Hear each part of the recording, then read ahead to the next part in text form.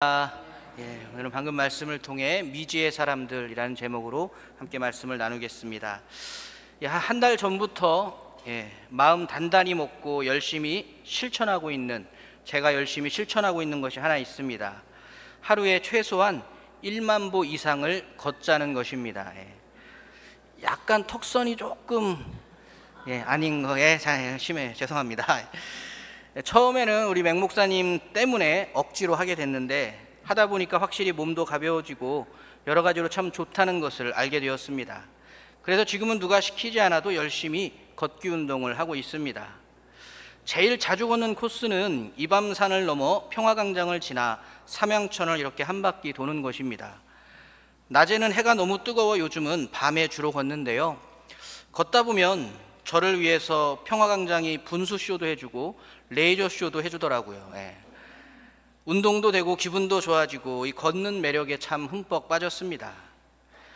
그런데 사실 부끄러운 얘기지만 처음 목포 내려왔을 땐 밤에 목포 시내 어디라도 돌아다니기를 좀 꺼려 했습니다. 솔직히 좀 무서웠어요. 서울에 살 때 들은 말도 안 되는 소문 때문이었죠. 깡패 많다고. 그래서 그 좋은 평화광장도 진짜 정말 내려와서 거의 1년 정도 되기 전까지는 밤에는 한 번도 가보지를 못했습니다. 하여튼 무슨 억하심정인지 전라도를 비롯해 지방에 대한 근거 없는 나쁜 소문을 퍼뜨리는 이상한 사람들이 서울에는 참 많습니다. 생각해보면 사실 깡패가 제일 많은 곳은 서울입니다. 당연한 거죠. 전국 각지의 깡패들이 다 서울로 몰려오니까요. 그런데도 처음 내려와서 막연히 그런 헛소문에 속아 이 평화광장의 신나는 밤길을 걷지 못했던 제 자신이 참 부끄러웠죠. 그런데 사실 사람이라면 꼭 소문 때문만이 아니더라도 자신이 잘 알지 못하는 곳에 가게 되거나 심지어 그곳에 살기까지 한다면 어느 정도 두려움을 갖는 것은 자연스러운 일입니다.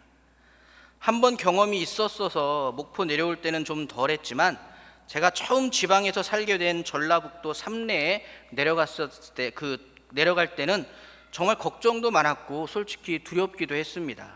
가겠다고 대뜸 면접도 보고 그래서 내려가기로 이삿날도 다 잡아놨는데 이삿날이 다가오면서 너무 걱정이 앞서더라고요.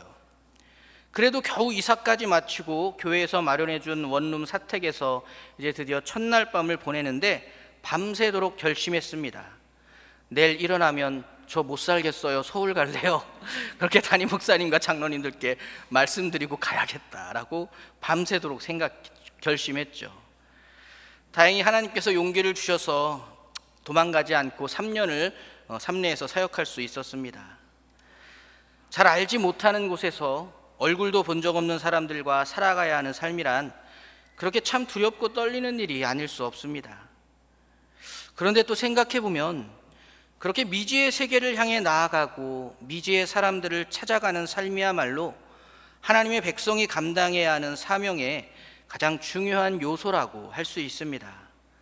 아브라함도 그랬고 이스라엘 민족도 그랬습니다. 예수님께 복음을 전하라는 사명을 받은 모든 제자들 역시 미지의 세계와 사람들에게 나아가는 것이 바로 그 사명의 첫 걸음이었죠. 익숙한 곳, 친밀한 사람들과의 관계에서 떠나 오직 하나님 한 분만 믿고 의지하며 미지의 세계와 사람들을 향해 나아가는 것, 그것이야말로 하나님의 백성이 그리스도의 제자들이 감당해야 할 사명의 정말 첫 걸음, 첫 용기인 것 같습니다. 오늘 우리가 읽은 본문 속 사도 바울 역시 그랬습니다. 이방인의 사도라는 별명처럼 사도 바울은 하나님이 이방인을 위해 택한 제자로서 자신의 역할을 최선을 다해 감당했죠. 뼛속까지 율법주의자였던 사도 바울에게 이방인이란 어떤 의미였을까요? 그들이 살고 있는 세계, 그들이 가지고 있는 삶의 방식과 문화를 사도 바울은 어떻게 바라보고 있었을까요? 정말 완전 말 그대로 미지의 세계고 미지의 사람들이었을 것입니다. 아무것도 알 수 없고 아무것도 이해할 수 없으며 아무것도 예상할 수 없는 세계와 사람들, 그들이 바로 사도 바울이 복음을 전해줘야 했던 이방인들이었던 것이죠. 그러나 사도 바울은 바로 그 미지의 세계의 사람들에게 복음을 전해주기 위한 발걸음을 단 한 번도 멈춘 적이 없습니다. 경험해 본 적 없는 환경이 가득한 곳으로 나아가 얼굴 한 번 본 적도 없는 사람들의 구원을 위해 사도 바울은 온 힘을 다해 복음을 전했던 것입니다. 오늘 본문 역시 사도 바울의 이러한 모습을 생생하게 그려내고 있습니다. 오늘 본문은 사도 바울의 2차 전도 여행 중 일어난 일이죠.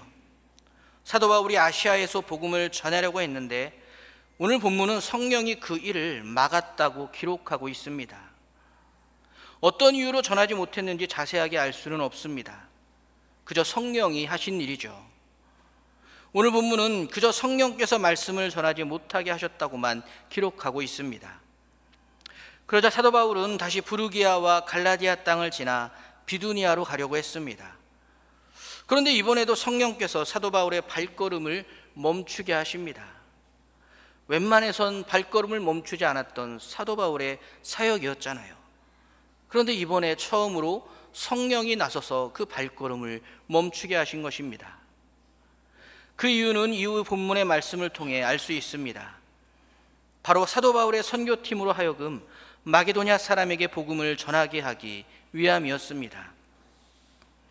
사실 마게도냐 사람에게 간다고 하는 것은 지금까지 그가 발을 딛고 서 있던 대륙을 떠나 그래도 좀 비빌 만한 언덕이 있는 바로 그 대륙을 떠나 새로운 대륙으로 넘어가야 하는 일이었습니다. 새로운 대륙에는 새로운 언어를 쓰는 새로운 사람들이 살고 있죠. 물론 예측할 수 없는 새로운 위험과 맞닥뜨릴 가능성도 넘칠 것입니다. 그러나 성령은 사도 바울을 또 한 번 미지의 세계 속 미지의 사람들에게 보내기 위해 그의 걸음을 잠시 멈추게 했던 것입니다. 이제까지의 사도 바울의 삶이 그랬기는 합니다. 언제나 미지의 세계를 향해 나아가야 했고 미지의 사람들을 찾아 나서야 했습니다. 그럼에도 새로운 대륙으로 발걸음을 옮긴다는 것은 또 다른 차원의 문제가 아닐 수 없죠. 저 같은 부교육자들의 요즘 사역지 선정의 모습을 보면 조금 이해하기가 쉽습니다. 우리 교단은 부교육자가 후에 담임 목회자가 되려면 반드시 수도권 지역 외해 노예 소속 교회에서 2년인가 3년을 부교육자로 사역할 수 있어야 합니다. 왜 이런 제도가 생겼을까요? 잘 아시겠죠? 특별히 서울 놈들이 도대체 지방으로 내려가려고 하지 않으니까요. 서울에 자기가 속했던 자란 노예에서 서울 다른 지역 노예로 옮기는 것도 많이 두렵고 또 용기를 내야 하는 일입니다. 그런데 그 어려운 걸 저는 해냈습니다. 그래서 제가 깨달았어요. 미인은 잘생긴 남자가 아니라 용기 있는 남자가 얻는다고 하죠. 좋은 교회도 용기 있는 부교육자가 얻습니다. 사도 바울에게도 새로운 대륙으로 나아간다는 것은 이전과는 또 다른 차원의 용기가 필요한 일이었습니다. 지금까지도 그랬지만 어쩌면 지금까지와는 전혀 다른 새로운 미지의 세계와 사람들을 만나야 한다는 것은 그만큼 새로운 두려움과 근심을 갖게 하는 일이 아닐 수 없는 것이죠. 하지만 사도 바울은 사도 바울이었습니다. 사도 바울이 사도 바울 했죠. 그는 또 나아갔습니다. 하나님이 이끌어 가시는 길이었기에 두려움을 삼키고 믿음으로 그 미지의 세계와 사람들을 향해 배를 타고 또 넘어갔습니다. 하나님께서 맡기신 사명이었기 때문에 사도 바울은 인간적인 모든 근심과 걱정을 버리고 얼굴 한 번 본 적이 없는 사람들에게 복음을 전하기 위해 또 한 번 자신의 목숨을 걸고 미지의 세계와 사람들을 향해 나아갔던 것입니다. 오늘날 복음이 전 세계로 미칠 수 있었던 이유는 사도 바울처럼 미지의 세계와 사람들을 향해 사명의 길을 묵묵히 순종함으로 걸었던 수많은 그리스도의 제자들 덕분일 것입니다. 우리 대한민국 역시 100여 년 전 들어본 적도 없는 조선이라는 작은 나라에 얼굴 한번 본 적 없는 사람들에게 복음을 전하기 위해 찾아와 준 수많은 선교사님의 발걸음 덕분에 이 복음의 놀라운 역사가 일어날 수 있었죠. 그렇습니다. 복음의 역사는 익숙한 곳에서 아는 얼굴만을 위해 살겠다고 하는 사람들을 통해서는 결코 일어날 수 없습니다. 복음을 위해서라면, 맡겨주신 그 사명을 감당하기 위해서라면 단 한 번도 살아본 적 없는 미지의 세계를 향해 나아갈 수 있는 사람, 얼굴 한 번 본 적 없는 사람을 구원하기 위해 내 목숨을 걸고 복음 들고 산을 넘기까지 그들에게 나아가는 자들을 통해서만 하나님의 복음의 그 놀라운 역사는 가능한 것입니다. 그러므로 사랑하는 교회 여러분, 복음의 빚진 자로서 우리 역시 우리에게 맡겨진 사명을 감당하기 위해 미지의 세계로, 미지의 사람들에게 발걸음을 내딛는 용기를 낼 수 있어야 하겠습니다. 얼굴 한번 본 적 없는 바로 그 사람들을 구원하겠다고 복음을 전하는 그 제자로서의 삶, 우리도 감당할 수 있어야 하는 것이죠. 그렇다고 제 말이 그러니까 지금 당장 여권 들고 공항으로 가 비행기를 타야 한다는 말은 아닙니다. 사실 물리적인 거리와 상관없이 당장 우리 주변에도 우리가 복음을 전해 주어야 하는 미지의 사람들이 존재합니다. 우리 젊은 집사님분들에게는 청소년부가 딱 그 미지의 사람들이라고 하더라고요. 너무 무섭고 도대체 이해가 안 되고 반응도 없고, 그러나 바로 그 미지의 청소년들에게 우리는 복음을 전해야 하는 것이죠. 우리가 받은 구원에 대해 전혀 알지 못하는 미지의 무지한 사람들, 우리가 믿는 믿음에 대해 비아냥과 조롱으로 반응할 뿐인 미지의 무례한 사람들은 우리 주변에 그렇게 차고 넘칩니다. 바로 그 사람들이 그런데 하나님이 하나님의 백성에게 맡겨주신 하나님의 잃어버린 자녀들이라는 것이죠. 바로 그 사람들이 예수님의 제자들에게 맡겨주신 예수님의 잃어버린 양인 것입니다. 기억해야 하는 것은 우리 역시 그렇게 잃어버린 자녀와 양이었다는 사실이며, 감사하게도 누군가의 헌신을 통해 우리는 구원의 은총을 선물로 받을 수 있었다는 점입니다.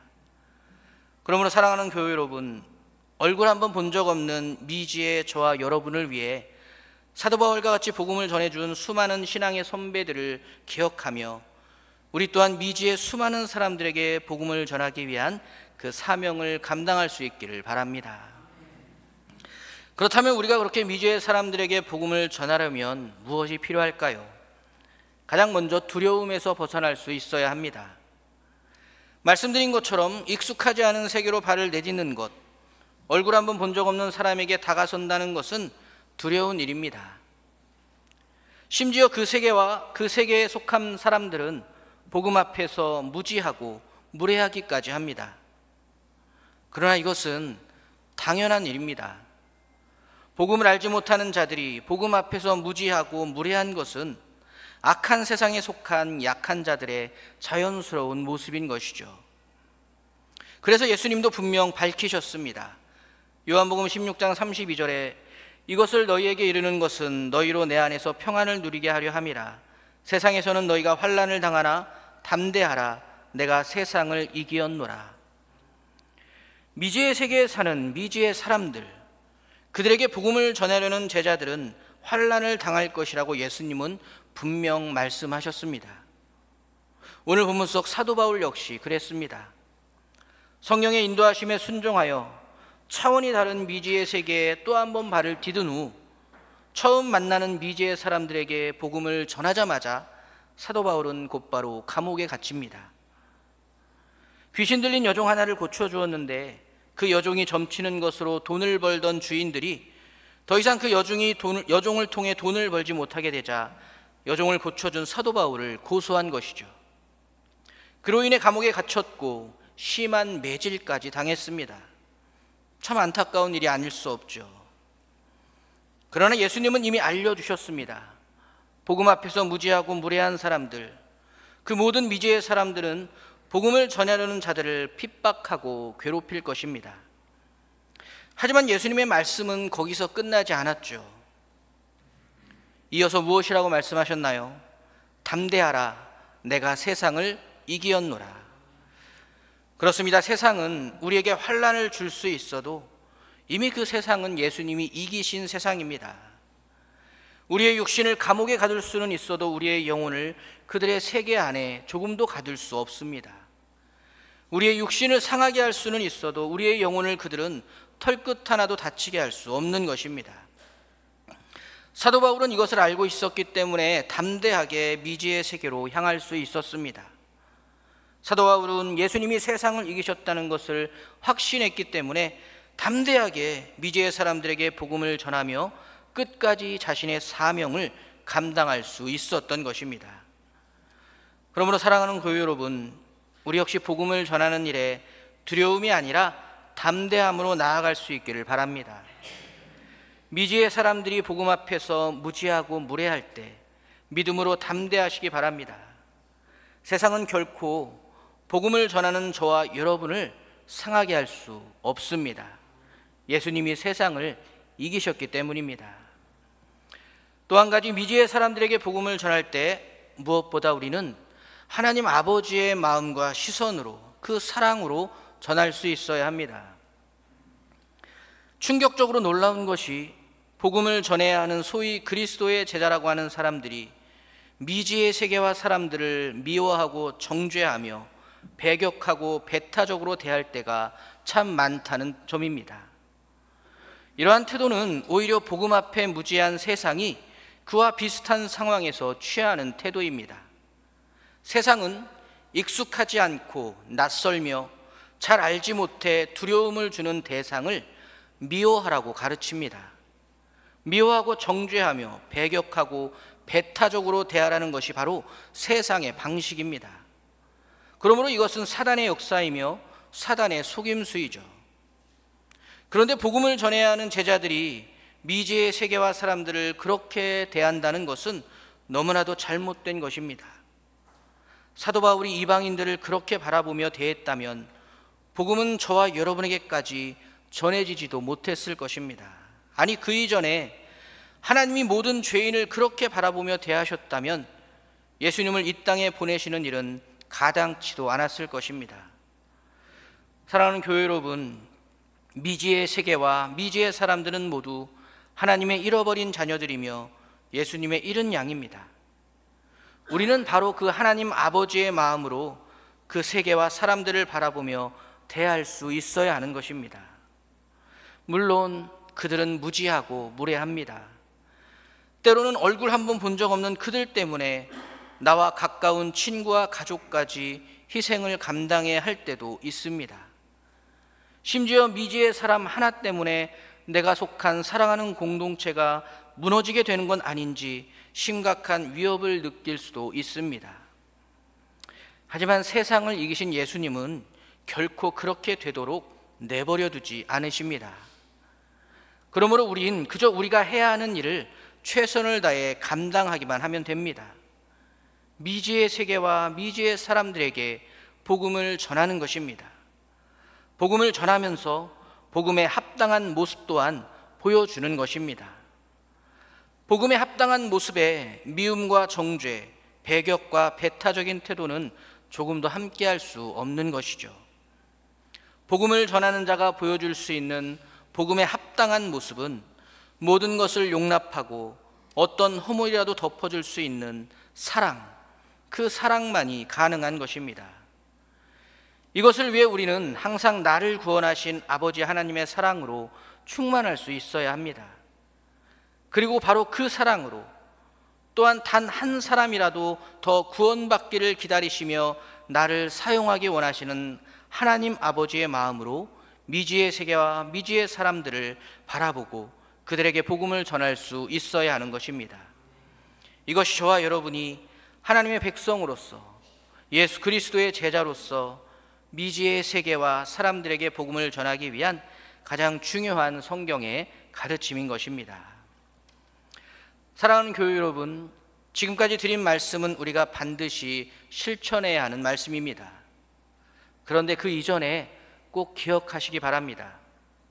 지금까지 드린 모든 말씀은 오래전 미지의 세계와 사람이었던 저와 여러분을 위해 하나님께서 독생자 예수 그리스도를 통해 또 예수 그리스도께 사명을 받은 수많은 그리스도의 제자들을 통해 먼저 실천되었던 말씀이기도 하다는 것을 말이죠. 우리 역시 복음 앞에서 무지했고 무례했습니다. 하지만 그런 우리에게 하나님 아버지의 마음을 품고 담대함으로 복음을 전해주기까지 미지의 세계와 사람을 만나는 것을 두려워하지 않았던 수많은 선배 그리스도인들 덕분에 저와 여러분은 구원의 은총을 누리게 되었습니다. 이제 우리 역시 미지의 세계로 담대하게 나아갈 수 있기를 바랍니다.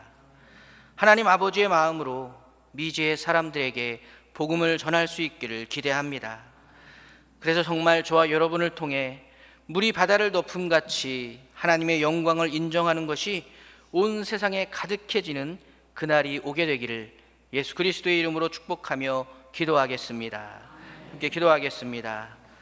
사랑의 아버지 하나님, 감사합니다. 복음의 역사를 통하여 우리를 구원하여 주시고 하나님의 자녀 삼아 주심을 감사드립니다. 우리 또한 복음의 빚진 자로서 하나님을 알지 못하는 수많은 사람들에게 복음을 전하기 위해 담대함으로 또 하나님 아버지의 마음으로 그 사랑으로 복음을 전하는 일에 최선을 다하는 우리 연동의 모든 가족들이 다 되게 하여 주시옵소서. 감사드리며 예수 그리스도의 이름으로 기도드렸습니다. 아멘.